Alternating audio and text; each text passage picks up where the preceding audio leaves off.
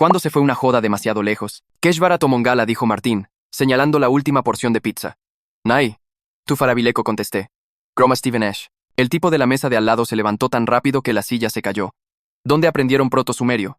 ¿Aprender qué? Pregunté. Ese idioma que están hablando, dijo, con las manos temblándole de verdad. Lleva 4000 años muerto. No, este es nuestro idioma. Lo inventamos en la secundaria, dijo Martín. El tipo sacó el celular y llamó a alguien. David. Vení ya mismo a la napoletana. Encontré hablantes. Sí, hablantes, 3 de ellos. Son fluidos. Cortó y se sentó en nuestra mesa sin pedir permiso. Soy el profesor Molina de la Facultad de Filosofía y Letras de la UBA. Lo que están hablando es un dialecto que está extinto desde el 2000 AC. No, no lo es, dije, sintiendo esa sensación de mierda cuando las cosas están por irse al carajo. Literalmente lo inventamos en un castigo porque estábamos re al pedo. Digan algo más, exigió Molina. Por favor. Que estonara huya, me dijo Martín. ¿Qué significaba, este tipo está loco? Molina empezó a llorar. Literal llorando en una pizzería a las 2 de la tarde un martes. Perfecto, la pronunciación es perfecta. Una camioneta paró, y 3 personas entraron corriendo con equipo de grabación. Rodearon nuestra mesa armando micrófonos, mientras Molina nos señalaba como si fuéramos animales de zoológico. Necesitamos documentar todo, dijo una mina. Este es el descubrimiento del siglo. No es ningún descubrimiento, dije. Recaliente ahora porque nuestra pizza se estaba enfriando y esta gente actuaba como si hubiéramos encontrado la Atlántida. Martín se le ocurrió que es ¿por qué? Porque sonaba gracioso. Lo hice, confirmó Martín.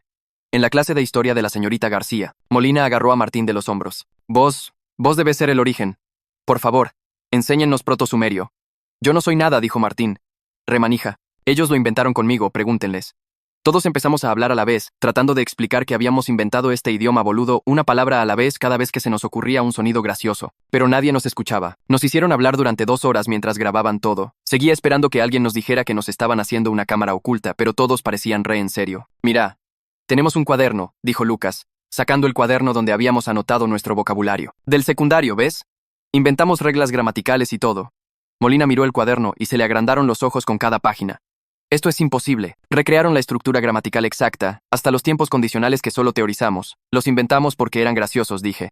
Recordando específicamente cómo decidimos que el condicional pasado debería tener un sonido de silbido medio boludo, solo para cagarnos de risa en el pasillo. Muéstrenme el condicional pasado, dijo Molina. Dijo Lucas. Y podía ver las ruedas girando en su cabeza tratando de recordar qué significaba condicional siquiera. Mora que esta nube le cobara, dijo, que significaba yo habría estado comiendo. Molina reprodujo una grabación de su celular de una reconstrucción de una tablilla de arcilla antigua. Sonaba exactamente como lo que Lucas acababa de decir. Se me puso la piel fría porque eso no era posible. Nosotros lo habíamos inventado. Yo estaba ahí. Recuerdo a Lucas sugiriendo el final vara mientras nos escondíamos atrás del gimnasio. Esto es una coincidencia, dijo Martín. Tiene que serlo. Al día siguiente, Molina trajo al jefe del Departamento de Lenguas Antiguas de la Universidad de Córdoba, después al de La Plata, después a alguien del Museo Británico. Nuestro departamento estaba lleno de académicos gritando sobre conjugaciones de verbos mientras nosotros nos sentábamos en nuestro propio sillón como extraños en nuestra casa. Tienen que venir a Oxford, dijo el tipo británico. Van a venir a la UBA primero, dijo otro. Les vamos a pagar. ¿Pagar? Dije. El CONICET les va a dar a cada uno 15 millones de pesos para pasar un mes enseñando a nuestros investigadores, dijo una mina. ¿Hablar nuestro idioma inventado? Dije, aunque empezaba a dudar de todo. ¿Lo habíamos inventado? El cuaderno era real. Nuestros recuerdos eran reales, pero la grabación también. No está inventado, insistió Molina. Uno de ustedes debe haberlo aprendido en algún lado. ¿De quién? Dijo Martín. Los sumerios antiguos no eran de Buenos Aires. Molina me llevó aparte. ¿Tu abuela alguna vez te cantó en un idioma raro? ¿Tuviste sueños donde la gente hablaba diferente? No, dije. Estábamos sentados en el castigo inventando sonidos graciosos, pero incluso mientras lo decía, estaba tratando de recordar si eso era verdad. ¿Lo habíamos inventado o simplemente nos había venido? Cuando Martín dijo que es esa primera vez, ¿lo inventó o lo recordó? Entonces explica esto, dijo Molina, mostrándome una tablilla del 2000 AC.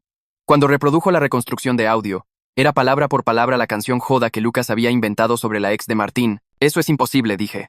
Pero algo en esos símbolos me resultaba familiar, aunque nunca había estudiado lenguas antiguas.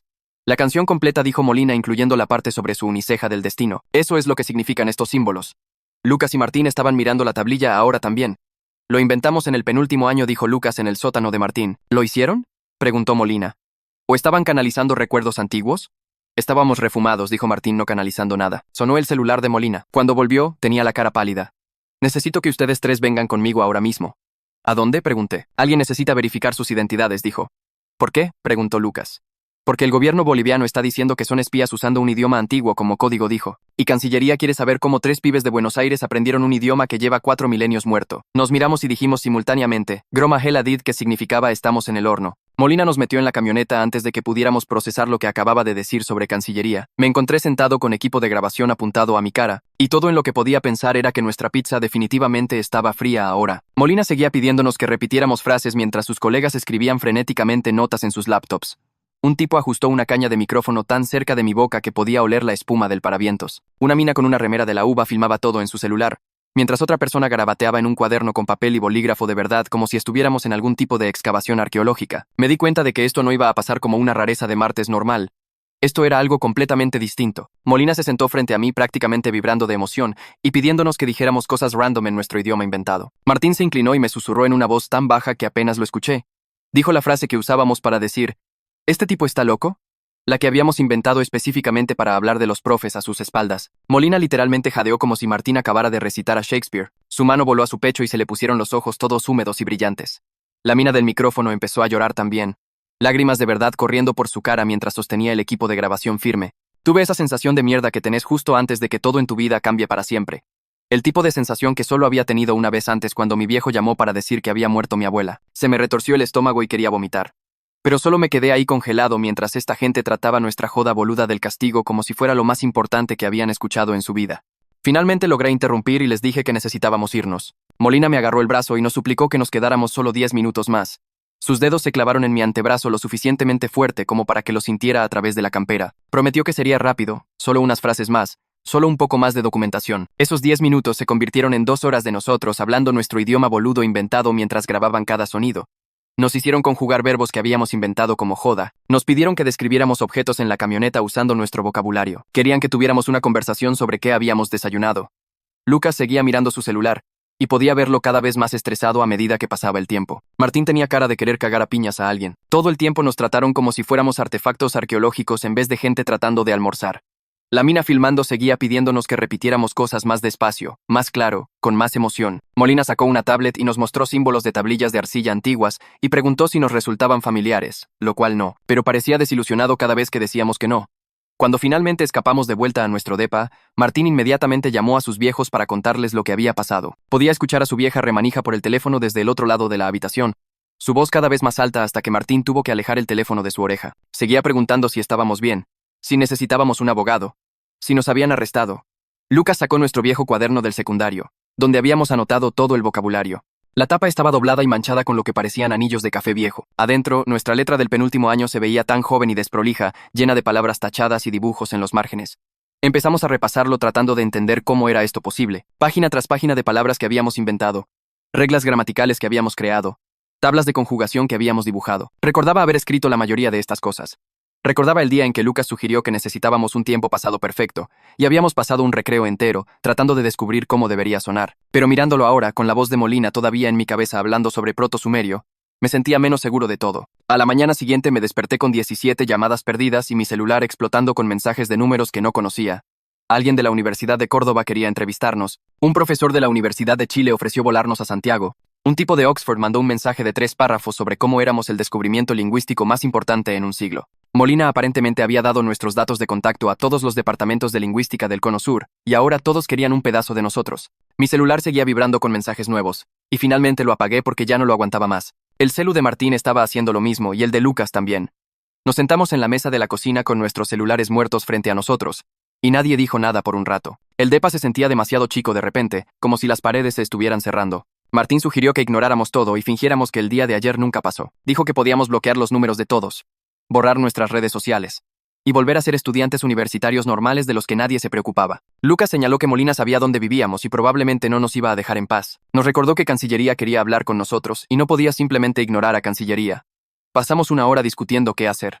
Martín pensaba que deberíamos contratar un abogado. Lucas pensaba que deberíamos hablar con nuestros profesores en la facu.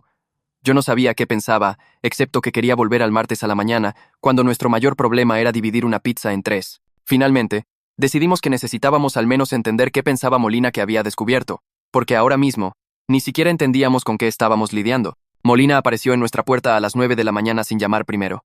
Trajo 3 profesores más y un montón de artículos impresos sobre proto-sumerio. Todavía estaba en pijama cuando abrí la puerta, y ahí estaban. Molina sonriendo como si fuéramos amigos de toda la vida, y 3 desconocidos cargando portafolios y mochilas de laptop. Entraron sin preguntar si estaba bien. Molina extendió todo en nuestra mesa ratona como si fuera dueño del lugar. Papeles cubrieron la superficie, algunos con símbolos antiguos, otros con texto académico denso y notas al pie. Empezó a explicar cómo nuestro idioma coincidía con un dialecto que murió hace 4000 años. Señaló gráficos y árboles lingüísticos que no significaban nada para mí. Los otros profesores asentían como si todo esto tuviera perfecto sentido. Uno de ellos prendió una laptop y abrió lo que parecía una presentación de PowerPoint sobre la antigua Mesopotamia. Seguía tratando de explicar que lo habíamos inventado en la clase de historia de García cuando estábamos al pedo. Les conté sobre el castigo, sobre cómo literalmente habíamos inventado palabras de a una porque sonaban graciosas. Molina solo sonrió como si yo fuera un pibe confundido que no entendía lo que estaba diciendo. Empezó a hablar sobre nuestro subconsciente accediendo a algún tipo de memoria genética, como si hubiéramos heredado el idioma a través de nuestro ADN de alguna manera. Sonaba como una boludez completa, pero lo decía con tanta confianza que por un segundo casi le creí. Martín literalmente se rió en su cara, lo que hizo que la tensión en la habitación empeorara. Los otros profesores se veían incómodos y uno de ellos trató de cambiar de tema sacando más papeles. Uno de los otros profesores reprodujo una grabación de una reconstrucción de tablilla de arcilla. El sonido salió de su celular metálico y raro, pero inconfundible. Sonaba exactamente como el tiempo condicional pasado que inventamos específicamente porque el sonido de silbido nos hacía cagar de risa en el pasillo. Se me puso la piel con sudor frío y me sentí mareado. Recordaba a Lucas sugiriendo ese final mientras nos escondíamos atrás del gimnasio. Recordaba riéndome tan fuerte que no podía respirar porque sonaba tan boludo. Pero ahora me estaba preguntando si realmente lo recordaba o si solo me estaba diciendo a mí mismo que lo hacía. Tal vez habíamos escuchado esta grabación en algún lado. Tal vez la señorita García la había puesto en clase y nos habíamos olvidado.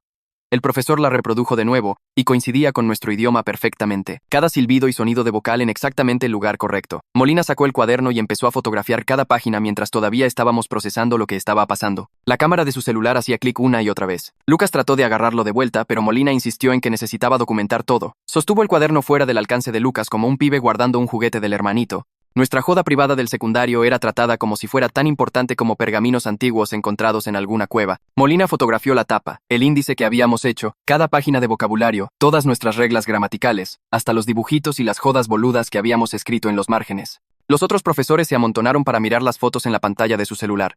Señalaban palabras específicas y discutían sobre pronunciación y significado. Solo nos quedamos ahí parados en nuestro propio depa viendo a extraños convertir nuestro aburrimiento adolescente en algo que ya no reconocíamos. Una mina de la Universidad de Córdoba con pelo gris atado apretado, dio un paso adelante y empezó a hacer preguntas sobre nuestras familias. Quería saber si alguien en casa hablaba idiomas inusuales o si nuestros abuelos venían de algún lugar exótico. Le dije que éramos solo pibes normales de Buenos Aires y todos nuestros abuelos hablaban castellano. Se veía desilusionada como si nuestra aburrida historia familiar estuviera arruinando alguna teoría que tenía sobre memoria genética o linajes antiguos. Martín confirmó que su familia era de Buenos Aires también, nacidos y criados por 3 generaciones. Lucas dijo que sus abuelos eran de Córdoba y también hablaban solo castellano. La mina tomó notas, pero se le cayeron los hombros como si la estuviéramos decepcionando por ser normales. Molina seguía tratando de redirigir al idioma en sí, pero ella estaba obsesionada con encontrar alguna historia de origen misteriosa que no existía. Otro profesor sugirió que tal vez habíamos estado expuestos a grabaciones cuando éramos chicos, pero todos negamos con la cabeza. El depa se sentía más chico con toda esta gente adentro, haciendo preguntas que no tenían respuestas interesantes. Finalmente, después de lo que pareció horas, empezaron a empacar su equipo de grabación y papeles. Molina nos hizo prometer que no hablaríamos con ningún otro investigador hasta que pudiera organizar un estudio apropiado. No prometimos nada, pero asentimos solo para sacarlos. La puerta se cerró detrás del último profesor, y nos quedamos sentados ahí en silencio atónito por unos 20 minutos. Nadie habló ni se movió.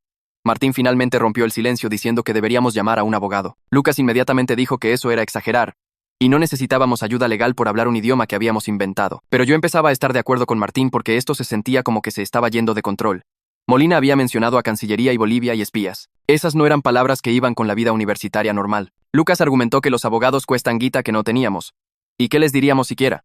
Martín dijo que podíamos encontrar a alguien que hiciera consultas gratis al menos. Me senté entre ellos sintiendo el peso de lo que sea que esto se estaba convirtiendo. Mi celular empezó a vibrar, y vi un número desconocido con código de área de Córdoba. Atendí, y un hombre se presentó diciendo que llamaba de la UNC. Dijo que querían ofrecernos 15 millones de pesos a cada uno para pasar un mes enseñando a sus investigadores nuestro idioma. Sentí mi cerebro trabarse tratando de procesar ese número. 15 millones de pesos.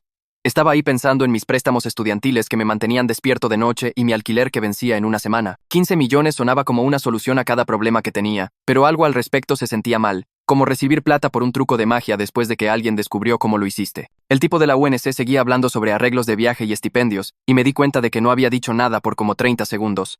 Le dije que necesitábamos tiempo para pensarlo. Dijo que por supuesto, y que mandaría un contrato por email. Teníamos 48 horas para decidir. Corté y les conté a Martín y Lucas sobre la oferta. A Martín se le agrandaron los ojos enormes, y dijo que teníamos que aceptar. Lucas inmediatamente rebatió diciendo que ni siquiera sabíamos si lo que estábamos hablando era realmente proto-sumerio o solo alguna coincidencia rara. Martín dijo que no importaba qué era si la UNC quería pagarnos. Lucas dijo que importaba absolutamente porque estaríamos mintiendo si pretendíamos saber algo que no sabíamos. Empezaron a discutir en serio con Martín acusando a Lucas de pensar demasiado todo como siempre. Lucas devolvió que Martín solo quería sacar guita de algo que no entendíamos. Sus voces se pusieron más fuertes, y traté de interrumpir, pero siguieron. Martín dijo que Lucas era un boludo por rechazar 15 millones de pesos. Lucas dijo que Martín estaba siendo codicioso y deshonesto. Finalmente grité que ambos necesitaban cerrar el orto. Pararon y me miraron. Dije que estaba redividido porque 15 millones cambiarían mi vida, y parte de mí no le importaba si era proto-sumerio de verdad o no. El tipo de la UNC ya había mandado el contrato por email, y lo abrí en mi celu. Los términos se veían oficiales e intimidantes con lenguaje legal que no entendía del todo. Decía que teníamos 48 horas para decidir, lo cual se sentía como tácticas de presión, pero también como una oportunidad que seríamos boludos en dejar pasar. Lucas empezó a leer sobre mi hombro y señalando cláusulas sobre propiedad intelectual y derechos exclusivos. Martín paseaba por el living diciendo que éramos unos nabos y no aceptábamos esto. Mi celular sonó de nuevo, y vi que era Molina. Atendí, y su voz sonaba diferente de antes, preocupada. Dijo que Cancillería quería hablar con nosotros sobre cómo aprendimos el idioma. Pregunté por qué a Cancillería le importaba un idioma muerto. Se quedó callado por un segundo antes de decir algo sobre inquietudes de seguridad internacional. Esas palabras me cayeron mal en el estómago. Seguridad internacional. Le agradecí y corté. A Martín se le puso la cara pálida cuando le conté a él y a Lucas sobre la llamada de Cancillería. Lucas inmediatamente sacó su laptop y googleó proto-sumerio Cancillería. No salió nada. Ni artículos de noticias, ni sitios web del gobierno, ni nada. Lucas dijo que eso de alguna manera lo hacía peor porque significaba que esto era lo suficientemente serio como para que no fuera información pública todavía. Pasamos toda la noche tratando de entender qué tenía que ver la seguridad internacional con el idioma que habíamos inventado en un castigo. Lucas sugirió que tal vez pensaban que lo estábamos usando como algún tipo de código. Eso sonaba re loco hasta que recordamos que Molina mencionó a Bolivia diciendo que éramos espías. Martín dijo que no había forma de que el gobierno de verdad pensara que éramos espías. Pero me temblaban las manos porque los gobiernos cometían errores todo el tiempo. Y éramos 3 estudiantes universitarios don nadie sin recursos para defendernos y decidían que éramos sospechosos. Nos quedamos despiertos hasta las 3 de la mañana googleando todo lo que podíamos encontrar sobre espionaje basado en idiomas e investigaciones gubernamentales. La mayoría era teorías conspirativas, pero algunos artículos mencionaban cómo las agencias de inteligencia rastreaban patrones de comunicación inusuales. Apenas dormí. Y cuando lo hice, tuve sueños sobre ser interrogado en una habitación sin ventanas. A la mañana siguiente, mi celular sonó de otro número desconocido. Una mujer se presentó como Gabriela Quiroga. Dijo que era abogada especializada en casos que involucraban investigaciones gubernamentales y disputas académicas. Alguien del CONICET la había recomendado después de escuchar sobre nuestra situación. Ofreció una consulta gratis para explicarnos con qué estábamos lidiando. La puse en altavoz para que Martín y Lucas pudieran escuchar. Acordamos reunirnos con ella esa tarde en un café cerca del campus. Gabriela resultó ser de unos 40 años con pelo corto oscuro y un portafolio que se veía caro. Nos dio la mano y nos pidió café a todos antes de sentarse. Era inmediatamente más tranquilizadora que cualquier otra persona con la que habíamos hablado. Explicó que Cancillería probablemente solo quería verificar que no éramos realmente agentes extranjeros usando un idioma antiguo como comunicación codificada. Dijo que sonaba ridículo, pero era aparentemente una preocupación real que tenían que investigar. Gabriela preguntó si nos había contactado alguien de gobiernos extranjeros, y dijimos que no. Preguntó si habíamos viajado internacionalmente recientemente, y dijimos que apenas. Tomó notas y dijo que esto probablemente sería sencillo siempre y cuando fuéramos honestos sobre todo. La forma en que lo dijo hizo que sonara casi normal, como si ser interrogado por el gobierno fuera solo otro martes de conveniencia. Gabriela sacó una carpeta y la deslizó por la mesa. Nos dijo que no firmáramos nada de ninguna universidad o grupo de investigación sin mostrárselo primero. La oferta de la UNC de 15 millones era real. Dijo, pero deberíamos pedir más, ya que claramente nos querían lo suficientemente mal como para tirar guita. También dijo que absolutamente no deberíamos reunirnos con Cancillería sin que ella estuviera sentada ahí con nosotros. Martín se inclinó hacia adelante y preguntó cuánto costarían sus servicios. Gabriela dijo que trabajaría a comisión, significando que tomaría un porcentaje de cualquier plata que termináramos sacando de todo este quilombo. Algo sobre escuchar eso hizo clic en mi cabeza que esto ya no era solo raro. Esto era realmente una situación donde podríamos hacer guita de verdad. No solo ser acosados por profesores y agentes del gobierno, sino realmente lucrar con nuestro idioma boludo del secundario. Lucas preguntó qué porcentaje quería decir, y Gabriela dijo 20% de cualquier cosa que ganáramos, lo cual parecía justo ya que no teníamos ni idea de lo que estábamos haciendo. Y ella claramente sí. Dimos la mano, y Gabriela dijo que empezaría a revisar el papeleo de la UNC y se contactaría con Cancillería para programar una reunión en nuestros términos. Esa tarde, volvimos a la Napoletana porque estábamos tratando de fingir que la vida era normal. Y siempre almorzábamos ahí los miércoles. Estábamos a mitad de nuestras primeras porciones cuando una mina se acercó a nuestra mesa. Se presentó como Jazmín Elizalde del diario local. Tenía probablemente unos 20 y pico con un cuaderno y una sonrisa amigable que no parecía falsa. Preguntó si estaríamos dispuestos a hablar con ella sobre cómo era estar en el centro de una controversia de idioma antiguo. Inmediatamente empecé a decir que no porque Gabriela acababa de decirnos que no habláramos con medios. Pero Jazmín levantó la mano y dijo que no le interesaba el idioma en sí o si era protosumerio de verdad. Dijo que le interesaba cómo 3 pibes normales estaban lidiando con que académicos y agentes del gobierno los trataran como especímenes de laboratorio en vez de personas. Algo sobre la forma en que lo dijo se sintió diferente de Molina y todos sus colegas. Menos como si fuéramos objetos fascinantes y más como si fuéramos humanos de verdad en una situación rara. Lucas sugirió que deberíamos llamar a Gabriela antes de aceptar nada. Jazmín asintió y dijo que eso era inteligente. Sacó una tarjeta y la puso en la mesa. Después mencionó que había encontrado un boletín viejo del secundario con una foto de nosotros 3 en un castigo. El mismo año que supuestamente inventamos el idioma. Dijo que se estaba preguntando si queríamos contar nuestro lado de la historia antes de que alguien más contara una versión diferente. Eso me retorció el estómago porque no había pensado en otra gente controlando la narrativa. Lucas agarró su tarjeta y dijo que la llamaríamos después de hablar con nuestra abogada. Jazmín nos agradeció y se fue sin presionar, lo que me hizo pensar que tal vez ella era realmente diferente de los otros periodistas que habían estado llamando sin parar. Llamamos a Gabriela desde la pizzería. Atendió al segundo toque y le explicamos sobre Jazmín y su enfoque. Gabriela estuvo callada por un minuto. Después dijo que una entrevista mediática cuidadosamente manejada podría realmente ayudarnos a controlar la historia. Ofreció sentarse en la entrevista y asegurarse de que no dijéramos nada que pudiera cagar la situación con Cancillería. Acordamos reunirnos con Jazmín al día siguiente en la oficina de Gabriela, donde todo podía mantenerse profesional y documentado. Esa noche me quedé acostado en la cama mirando el techo y pensando en el tiempo condicional pasado. Seguía tratando de recordar exactamente cómo se nos ocurrió ese sonido de silbido. Cuanto más trataba de fijar el recuerdo específico, más borroso se ponía. Podía ver a Lucas y Martín y a mí parados atrás del gimnasio. Podía sentir el metal frío del edificio contra mi espalda, pero no podía recordar quién sugirió el silbido o por qué parecía gracioso. Parte de mí empezó a preguntarse si Molina tenía razón sobre influencias subconscientes. Aunque eso sonaba como una boludez completa. Tal vez habíamos escuchado algo en algún lado y simplemente nos olvidamos. Pero eso no explicaba cómo habíamos recreado una estructura gramatical entera. No me dormí hasta casi las 3 de la mañana. Lucas me despertó metiendo su celular en mi cara. Había encontrado un thread de Reddit sobre nosotros con cientos de comentarios. La gente estaba discutiendo sobre si éramos chantas tratando de hacernos famosos o genios que de alguna manera habían canalizado conocimiento antiguo. Alguien había posteado nuestra dirección y números de teléfono en los comentarios. Otra gente había agregado fotos de nuestro edificio y nuestros horarios de clase. Los comentarios iban desde gente llamándonos mentirosos que merecíamos ser expuestos hasta gente diciendo que éramos prueba de reencarnación y vidas pasadas. Nadie en el thread parecía considerar que podríamos ser solo 3 tipos confundidos que no entendían lo que estaba pasando. Martín salió de su cuarto y miró el celular. Dijo que necesitábamos llamar a Gabriela inmediatamente. Gabriela atendió aunque era apenas las 8 de la mañana. Le contamos sobre el doxeo y dijo que esto era lo suficientemente serio como para que pensáramos en quedarnos en otro lugar por unos días. También había recibido un pedido formal de Cancillería para una reunión. Estaba trabajando en negociar los términos para asegurarse de que no estuviéramos entrando en algún tipo de situación de cuarto de interrogatorio. Dijo que nos llamaría de vuelta en una hora después de hablar con sus contactos sobre el acoso online. Los viejos de Martín llamaron 20 minutos después. Habían visto algo online sobre toda la situación y su vieja estaba re manija. Ofrecieron dejarnos quedarnos a los 3 en su casa hasta que las cosas se calmaran. Martín los puso en altavoz y podíamos escuchar a su vieja diciendo que el cuarto de huéspedes tenía 2 camas y Lucas podía usar el sillón, pero eso se sentía como rendirse. Como admitir que no podíamos manejar nuestras propias vidas. Lo hablamos después de que Martín cortara el teléfono. Decidimos quedarnos en nuestro depa, pero cambiar nuestros números de celular y hacer privadas todas nuestras cuentas de redes sociales. Cuando Gabriela llamó de vuelta, le contamos nuestro plan. Dijo que era un compromiso razonable siempre y cuando nos mantuviéramos conscientes de nuestro entorno y no abriéramos la puerta a nadie que no conociéramos. 2 días después fuimos a la oficina de Gabriela para la entrevista con Jazmín. La oficina estaba en un edificio reaburrido en el centro con alfombra gris y luces fluorescentes que zumbaban. Gabriela tenía una sala de conferencias preparada con café y botellas de agua, lo cual se sentía raro de formal para solo hablar sobre nuestro idioma del secundario. Jazmín apareció justo a tiempo cargando un cuaderno y una grabadora y preguntó si estaba bien grabar antes de siquiera sentarse. Me gustó que preguntara en vez de solo hacerlo como Molina había hecho. Pasamos los primeros 20 minutos solo repasando toda la historia desde el principio, empezando con el castigo en la clase de la señorita García. Expliqué cómo estábamos real pedo y Martín simplemente empezó a inventar sonidos que pensaba eran graciosos. Lucas agregó la parte sobre cómo anotábamos palabras nuevas en el cuaderno cada vez que se nos ocurría algo que nos hacía reír.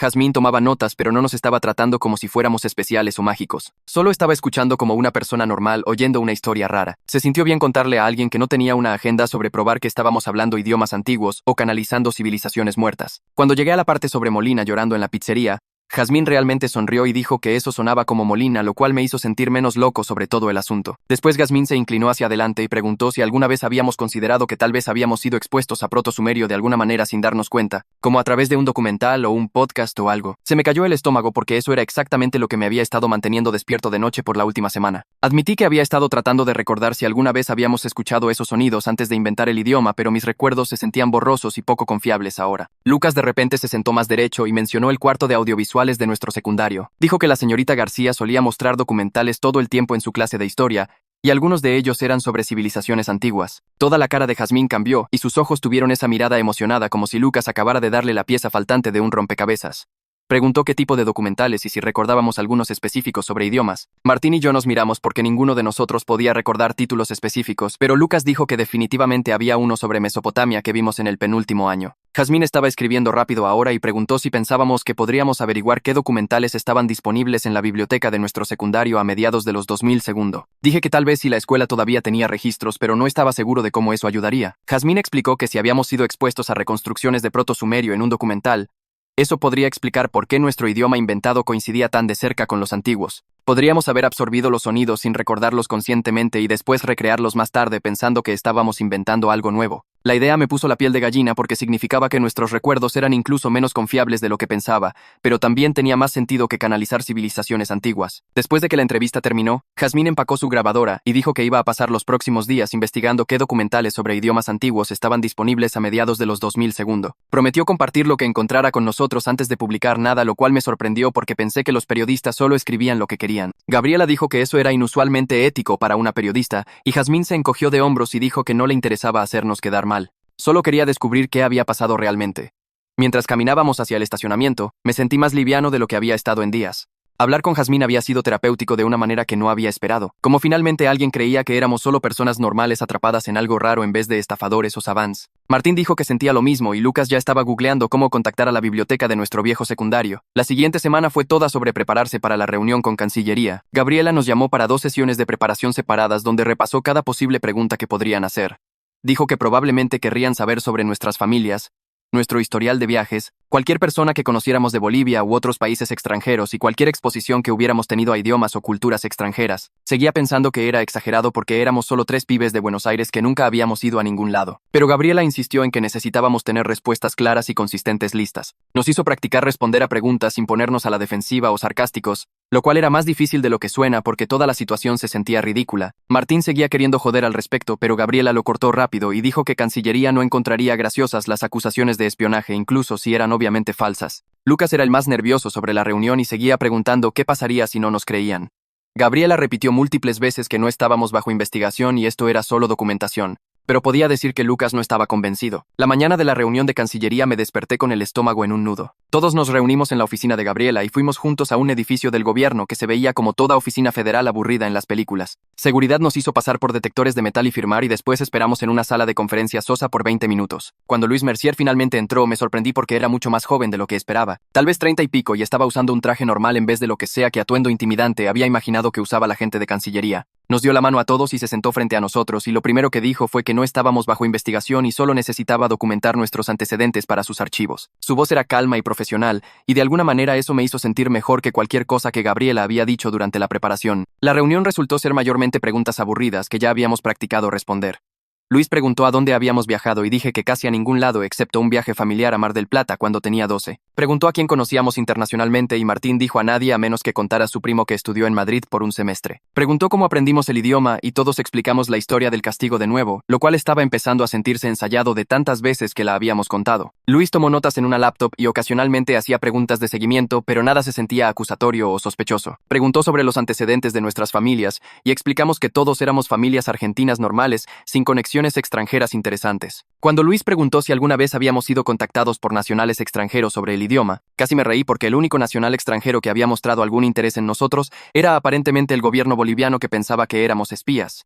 Dije eso en voz alta antes de poder detenerme y Luis no sonrió. Hizo una nota en su laptop que se veía más seria que las otras notas y sentí el pie de Gabriela golpear el mío bajo la mesa como una advertencia. Gabriela interrumpió y preguntó cuál era la preocupación real acá, y Luis dejó de tipear para mirarnos directamente. Explicó que el gobierno boliviano había presentado un reclamo formal de que estábamos usando proto-sumerio como cifrado para comunicaciones codificadas. Dijo que era casi con certeza paranoia boluda porque no había evidencia de que nos estuviéramos comunicando con nadie en Bolivia o tuviendo ninguna conexión con asuntos bolivianos, pero el reclamo había sido presentado a través de canales oficiales, así que tenían que documentar todo para cerrar el archivo apropiadamente. Lucas preguntó qué pasa si no podemos probar que no somos espías y por primera vez Luis realmente sonrió. Dijo que no funciona así porque no podés probar un negativo. Explicó que solo necesitaban documentar nuestro historial de exposición y el origen del idioma, y después el archivo se cerraría a menos que surgiera nueva evidencia que sugiriera actividad de espionaje real. Ya que claramente no teníamos conexión con Bolivia y sin historial de comportamiento sospechoso, esperaba que el archivo se cerrara en unas pocas semanas una vez que terminara su papeleo. Después de que la reunión terminó y Luis nos caminó de vuelta al lobby,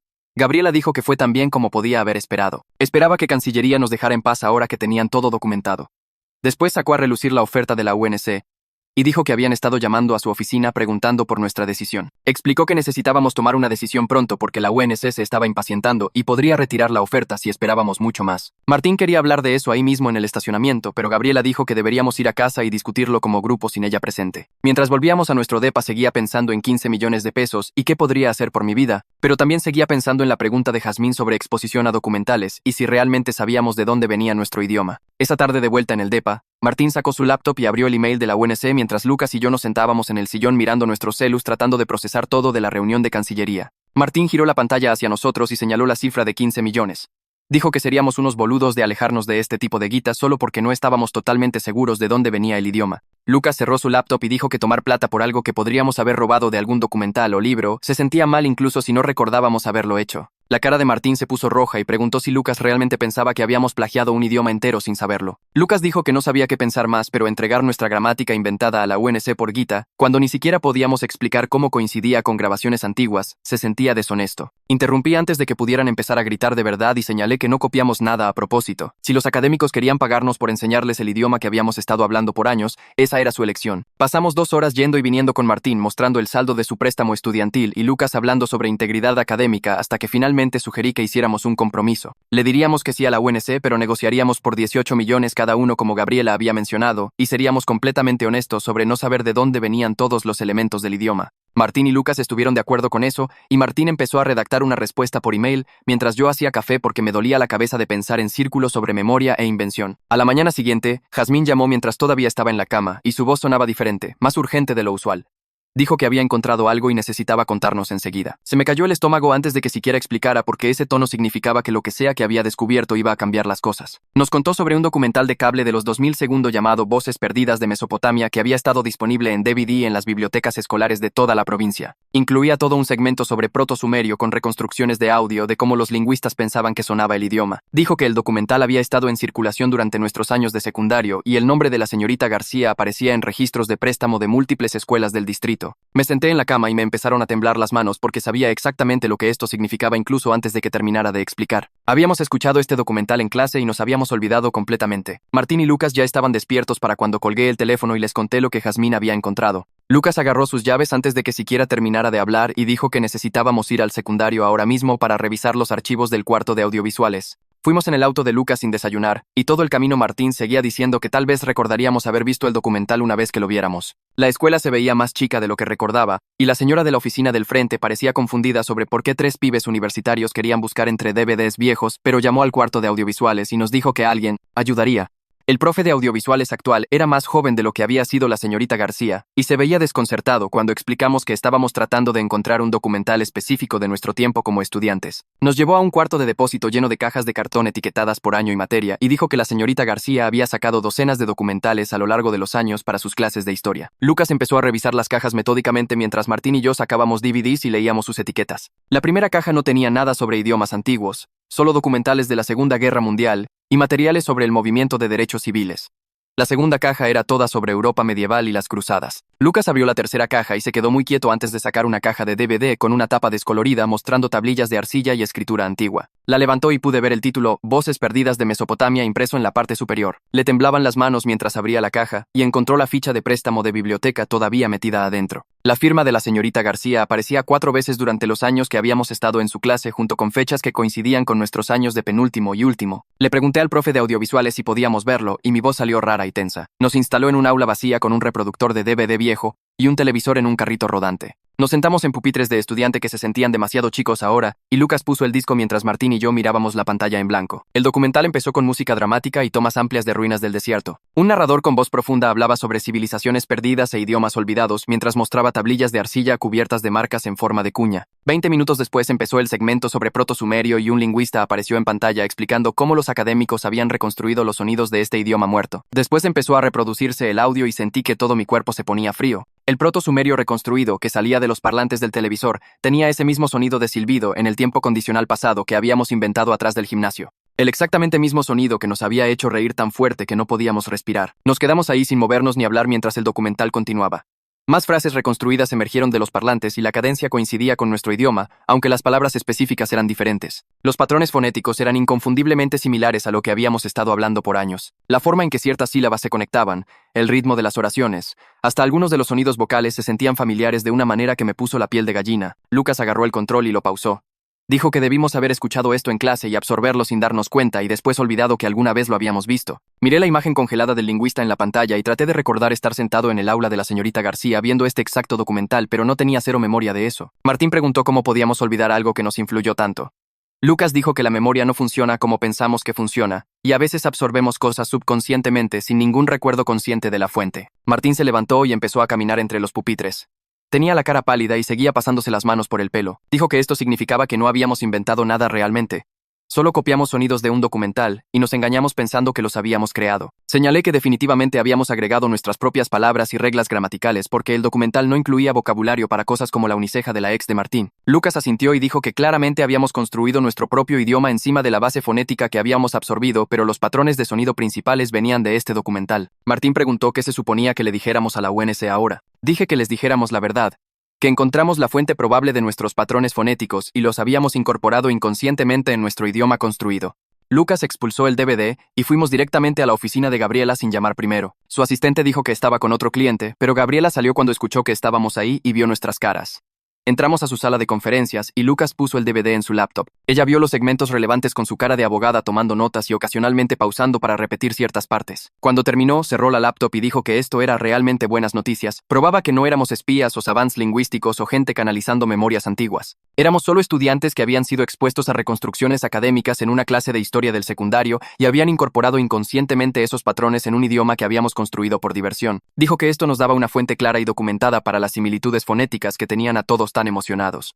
Gabriela agarró su teléfono y llamó a Luis mientras nos sentábamos ahí sintiéndonos drenados.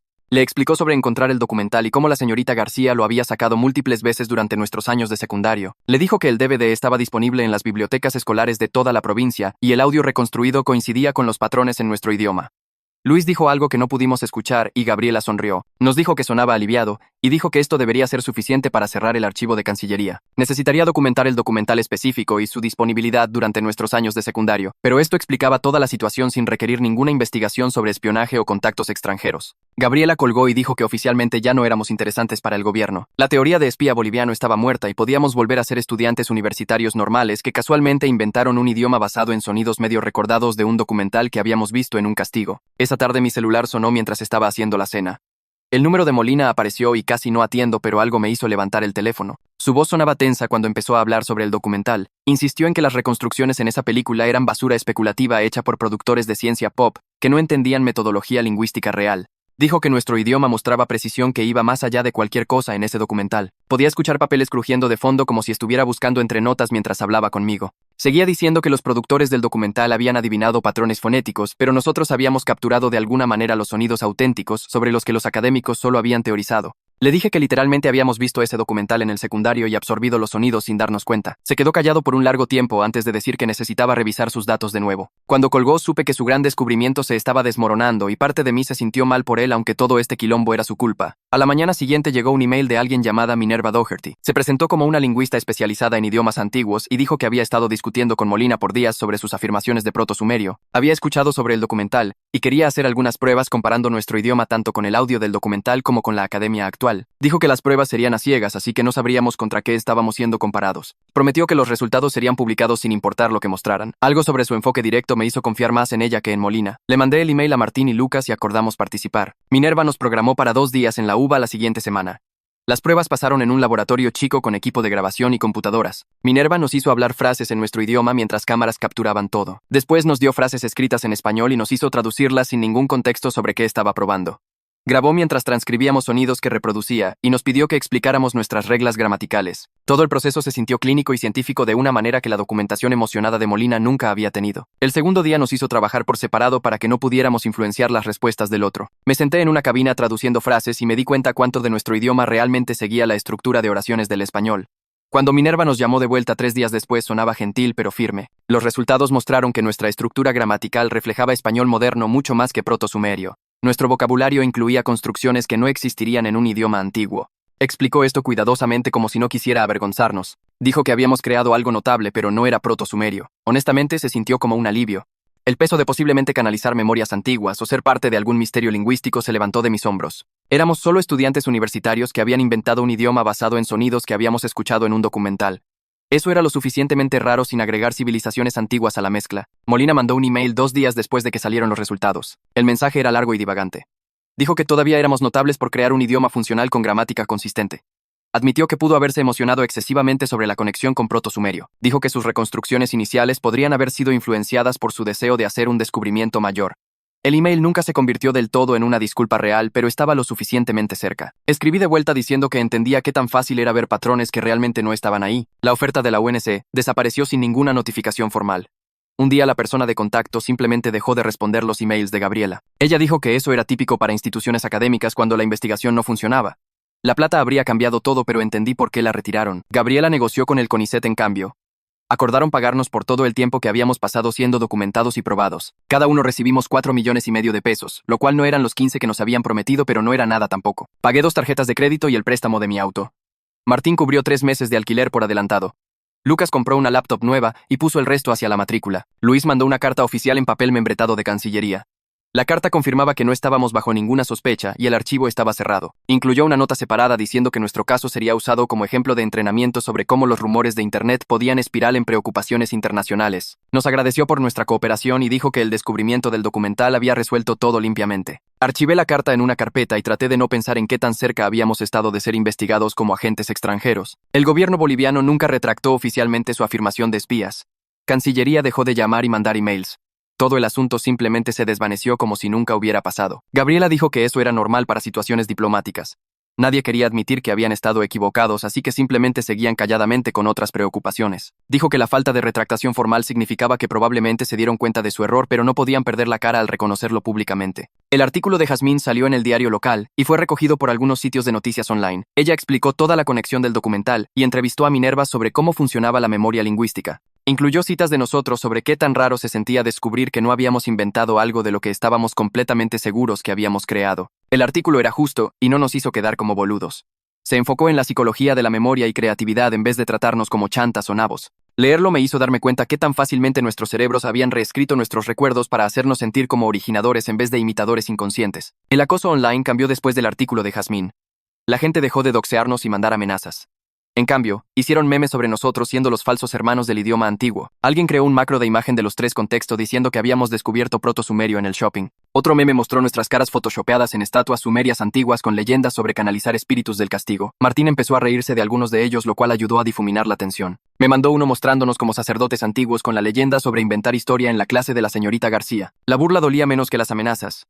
Al menos la gente había seguido adelante de pensar que éramos espías peligrosos o savants lingüísticos. Éramos solo 3 tipos que habían engañado a algunos profesores y a nosotros mismos sobre inventar un idioma. Podía vivir con ser un meme si significaba que la parte aterradora había terminado. Una semana después de que salió el artículo de Jazmín, Martín sugirió que volviéramos a la napoletana. Lucas y yo estuvimos de acuerdo porque necesitábamos reclamar ese espacio y dejar que se sintiera como el lugar donde todo salió mal. Entramos un jueves a la tarde y el mismo tipo estaba trabajando detrás del mostrador. El que había visto a Molina llorar en nuestra mesa ese primer día. Nos saludó con la cabeza como si fuéramos clientes regulares y preguntó qué queríamos. Pedimos una grande de mozzarella y nos sentamos en nuestra mesa usual cerca de la ventana. La pizza salió caliente y nadie nos miraba ni sacaba equipo de grabación. El tipo en la mesa de al lado solo estaba escrollando su celular y comiendo pan de ajo. No le importaba el proto-sumerio, ni idiomas antiguos, ni nada excepto su almuerzo. Martín dio un mordisco y dijo que esta era la primera vez en 3 semanas que la pizza sabía normal. Lucas estuvo de acuerdo y nos sentamos ahí comiendo como gente normal, en vez de especímenes siendo estudiados. El alivio se sintió físico, como que finalmente podía destensar músculos que no sabía que había estado tensando. Cuando terminamos, pagamos y nos fuimos, y nadie nos detuvo ni hizo preguntas ni trató de documentar nada. Afuera en la vereda, Lucas dijo que probablemente deberíamos terminar de documentar nuestro idioma apropiadamente. No para académicos, sino solo para nosotros. Martín preguntó qué quería decir, y Lucas explicó que teníamos este cuaderno lleno de vocabulario y reglas gramaticales, pero nunca lo habíamos organizado realmente ni descubierto qué partes habíamos inventado definitivamente versus qué podríamos haber absorbido de ese documental. Dije que sonaba como un buen proyecto de fin de semana y acordamos hacerlo. De vuelta en el depa sacamos el cuaderno y lo extendimos en la mesa ratona junto con el DVD de Voces Perdidas y una laptop. Lucas sugirió que repasáramos página por página y agregáramos notas sobre nuestros recuerdos de crear cada palabra o regla. Pasamos el sábado y domingo haciendo exactamente eso, reproduciendo secciones del documental y comparándolas con nuestras entradas del cuaderno. Algunas palabras definitivamente podíamos rastrearlas al documental, como los saludos básicos y números. Otras palabras estábamos seguros de que habíamos inventado, como los términos de jerga que habíamos inventado para profes que no nos gustaban. Las reglas gramaticales eran más difíciles de precisar porque el documental solo cubría básicos y habíamos construido este sistema entero complicado de tiempos y condicionales. Lucas anotó qué reglas coincidían con las reconstrucciones del documental y cuáles parecían ser nuestras propias ediciones influenciadas por gramática española e inglesa. Martín encontró raro ver nuestra invención del secundario expuesta así, mitad absorbida y mitad creada. Admití que me hacía sentir menos especial, pero también menos confundido sobre de dónde venía todo. Para el domingo a la tarde teníamos un cuaderno completamente anotado que mostraba la mezcla de fuentes, y Lucas dijo que deberíamos guardar esto para nosotros como un registro de lo que realmente pasó. Martín sugirió que podríamos hacer un podcast sobre toda la experiencia, guiar a la gente a través de cómo accidentalmente engañamos a profesores de lingüística con un idioma que pensamos que habíamos inventado. Lucas y yo inmediatamente dijimos que no. Martín se veía desilusionado, pero expliqué que habíamos terminado de ser figuras públicas y solo quería ser un estudiante normal de nuevo. Lucas estuvo de acuerdo y dijo que estaba cansado de que la gente nos tratara como curiosidades o chantas o cualquier cosa menos 3 tipos que cometieron un error. Martín admitió que entendía y dijo que probablemente solo estaba pensando en el podcast porque se sentía marginado durante todo el asunto. Le dije que todos habíamos sido marginados por académicos que no les importaba lo que realmente pensábamos o sentíamos. Lucas dijo que lo mejor que podíamos hacer ahora era dar un paso atrás y dejar que todo se desvaneciera. Acordamos que habíamos terminado con entrevistas y atención y ser los tipos del idioma. Al día siguiente llamé a Gabriela y pregunté si podía ayudarnos a redactar una declaración para redes sociales. Dijo que eso era inteligente y vino esa tarde con su laptop. Trabajamos juntos para escribir algo claro y directo que explicara la conexión del documental sin ser defensivo o apologético. La declaración decía que habíamos descubierto que habíamos sido expuestos a reconstrucciones de proto-sumerio en el secundario y habíamos incorporado inconscientemente en un idioma que pensamos que habíamos inventado desde cero. Explicamos que no éramos expertos en lingüística ni hablantes de idiomas antiguos, solo estudiantes que habían cometido un error honesto sobre los orígenes de nuestra propia creación. Dejamos claro que no estábamos haciendo más entrevistas. No estábamos enseñando el idioma a nadie y no estábamos interesados en más atención u oportunidades relacionadas con esta situación. Gabriela nos ayudó a dar el tono correcto, factual pero firme sobre nuestros límites. Posteamos la declaración en todas nuestras cuentas de redes sociales y después hicimos todo privado excepto ese único posteo. En horas, empezamos a recibir respuestas, la mayoría de ellas de apoyo o al menos comprensivas. Algunas personas todavía nos llamaban chantas, pero la mayoría parecía aceptar nuestra explicación y seguir adelante. Gabriela dijo que este era el mejor resultado que podíamos esperar. Una declaración pública clara que le daba a la gente cierre sin alimentar la controversia. Sugirió que ignoráramos cualquier pedido de medios adicional y simplemente dejáramos que la historia muriera naturalmente. Estuvimos de acuerdo y le agradecimos por todo lo que había hecho para protegernos durante este quilombo. Una semana después de que posteamos la declaración, recibí un email de Molina. El asunto decía disculpa y casi lo borré sin leer, pero algo me hizo abrirlo y encontré un mensaje genuino y considerado que me sorprendió. Molina escribió que había dejado que su emoción anulara su escepticismo científico y nos había tratado como descubrimientos en vez de personas. Admitió que se había dejado llevar por la posibilidad de encontrar hablantes vivos de un idioma muerto y había ignorado toda la evidencia que contradecía su teoría. Dijo que estaba tomando un año sabático de la UBA para reevaluar sus métodos de investigación y pensar en cómo su entusiasmo había lastimado nuestras vidas. El email terminaba con una disculpa sincera por la interrupción y el estrés que había causado en nuestras vidas.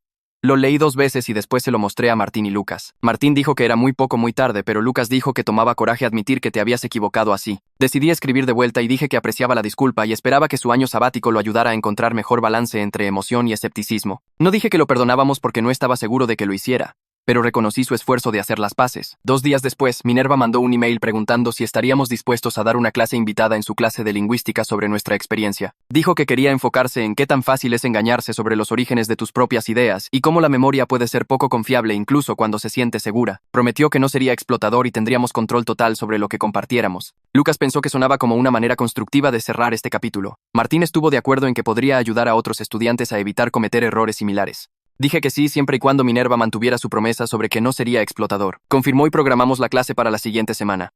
La clase invitada pasó en un aula chica con unos 30 estudiantes. Minerva nos presentó y explicó la situación básica sin sensacionalizarla. Después contamos nuestra historia, repasando cómo habíamos creado el idioma en el castigo, cómo Molina nos había descubierto en la napoletana, cómo todo el asunto había espiralado en atención internacional, y cómo finalmente habíamos rastreado nuestro idioma de vuelta a un documental que habíamos olvidado ver. Los estudiantes hicieron preguntas consideradas sobre memoria y creatividad, y cómo distinguir entre invención y absorción. Un estudiante preguntó cómo nos sentíamos sobre descubrir que no habíamos inventado algo de lo que estábamos tan seguros que habíamos creado. Dije que era desorientador, pero en última instancia menos aterrador que pensar que habíamos canalizado de alguna manera un idioma antiguo. Otro estudiante preguntó si todavía usábamos el idioma y Lucas admitió que a veces nos sorprendíamos hablándolo sin pensar. El mejor momento vino cuando un estudiante dijo que nuestra historia le hizo darse cuenta de que necesitaba ser más cuidadosa sobre citar fuentes y verificar de dónde venían realmente sus ideas. Eso hizo que todo el quilombo se sintiera valioso, como que tal vez nuestro error podría ayudar a alguien más a evitar la misma trampa. Después de la clase, Minerva nos agradeció y varios estudiantes se acercaron a decirnos que apreciaban nuestra honestidad.